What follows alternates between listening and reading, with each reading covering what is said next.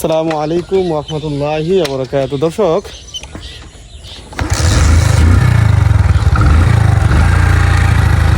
ছোট বাইরে নিয়ে এসেছি ঘুরতে। ভাবলাম যে একটু একটা ভিডিও বানায় নি। শুনছি গ্রাম অঞ্চলে ঢুকছি, তো চিপা চাপা গলি দিয়ে ঢুকছি। ভাবলাম যে আপনাদের সাথে শেয়ার করি ভিডিওর মাধ্যমে। ঠিক আছে, আসলে যে দেখেন আমাদের গ্রামের চতুর্পাশ কিন্তু সবুজ আর সবুজ, সব হচ্ছে ধান ক্ষেত, সবই হচ্ছে ধান ক্ষেত।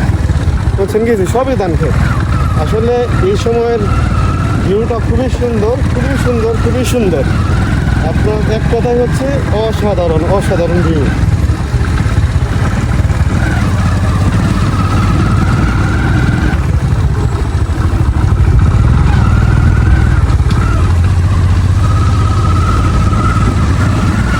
কারণ এমন এক গলির মধ্যে গেছিলাম, এই গলির রাস্তা খুঁজে পায় না।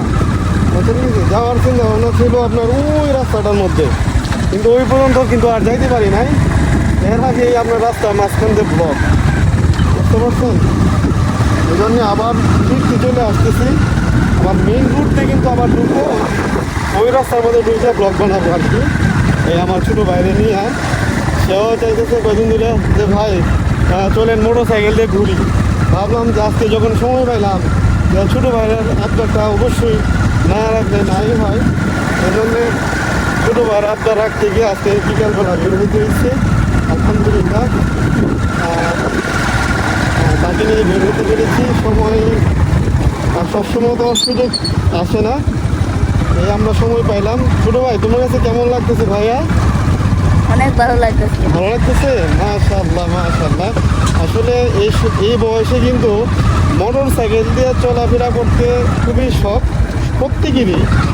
মোটর সাইকেল দেখলে ভালো লাগে, চড়তে ভালো লাগে, এবং তারও কিন্তু মোটর সাইকেলে চড়তে ভালো লাগে, কিন্তু দুঃখের বিষয় সে চালাইতে পারে না। ঠিক আছে, সমস্যা নাই, কিছুদিন পর একটু বড় হও তুমি। হ্যাঁ, আর একটু বড় হলে তুমি অবশ্যই মোটর সাইকেল চালাইতে পারবা, বুঝতে পারছো? হ্যাঁ,